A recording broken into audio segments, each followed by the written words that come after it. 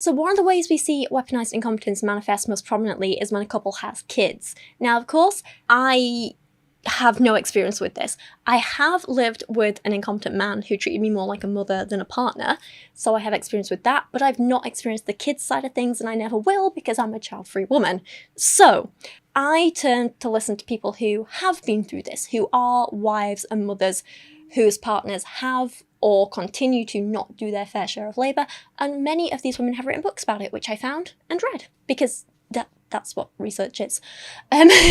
All studies show, in general, women are consistently doing more childcare than men in heterosexual relationships. Take a look at these stats that were put forth in Darcy Lockman's book All the Rage, Mothers, Fathers and the Myth of Equal Partnership. She writes, fathers who work long hours have wives who do more childcare, while mothers who work long hours have husbands who sleep more and watch lots of television. Working mothers with preschool-aged children are 2.5 times likelier to get up in the middle of the night to tend to kids. Fathers with babies spend twice as much weekend time engaged in leisure activities as mothers. Fathers do not feel their privilege.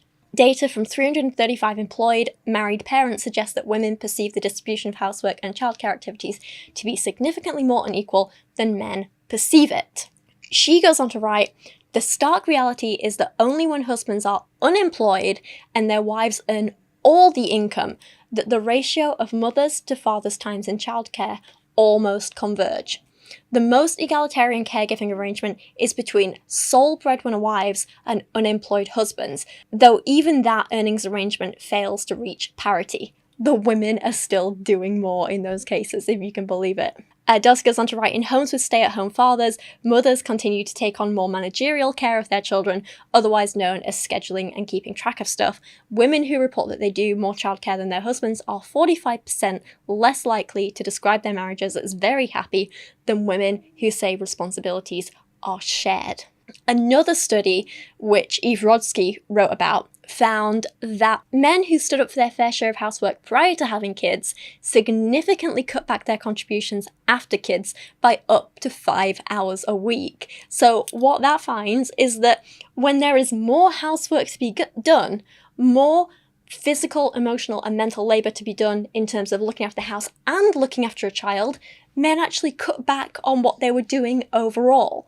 So instead of both partners' overall work increasing, it's like, let's say the disparity is like this. Women do this many hours, men do this many hours. After kids, when the overall workload goes up, women were still going up, and yet men were doing less. Make it make sense. Right, Coops? Do you want to come say hi? Come here. Good girl. Hi, gorgeous. When are you going to start doing housework, Okay, fine, you're too pretty for it, I understand. And the thing is, some men are completely aware that they're not doing their fair share, and they just don't give a damn about it. I mean, take a look at this podcast clip where another mediocre man who thinks he has something important to say brags about not being able to take care of his own kid, as though this is normal and something to be proud of. One thing in the world that I couldn't do, because I could do anything, I couldn't be a mom. No, none of us can. No. Couldn't you? That is one of the hardest jobs in the world. And I'm very lucky that I don't have to wake up at night to do anything.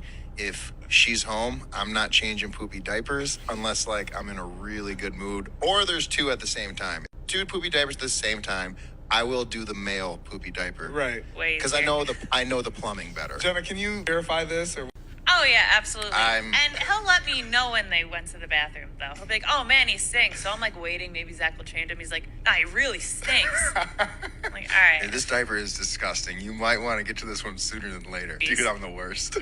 Is he not embarrassed? And this is so common that sadly so many women have just started to accept this as